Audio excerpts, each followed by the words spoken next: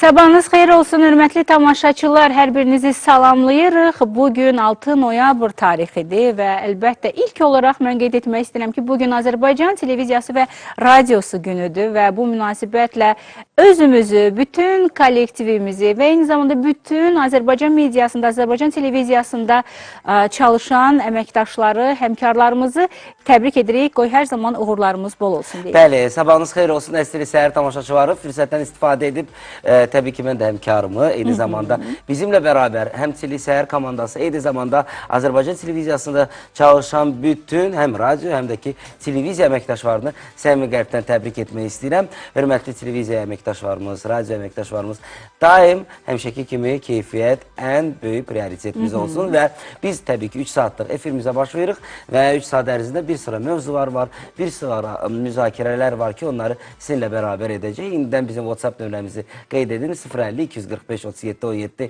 bizim WhatsApp nömrəmizdir. Çünki həm mövzu ilə bağlı, eyni zamanda müsabiqəmiz də olacaq ki, siz o müsabiqədə iştirak edə bilərsiniz. Bəli, biz elə hazırda Qarabağımızın uğurundan da danışmaq istəyirik. Mütləq.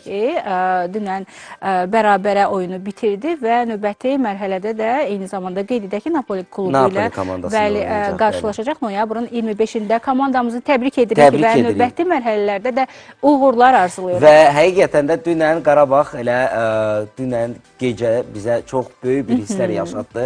Bu münasibətlə bütün Qarabağ futbol komandasını həm təbrik edirik, başda təbii ki, məşqçilər korpusuna, eyni zamanda oyuncuları və ən böyük elə təbrik azərkeşlərə düşür. Xüsusilə də Tofiq Bəhramov stadionunda dünən elə coşqu var idi, bəli, belə deyək də, coşqu ilə dolu olan amilləri yerinə yetirdilər, işıqları yandırırdılar, eyni zamanda komandanı səsləyirdilər.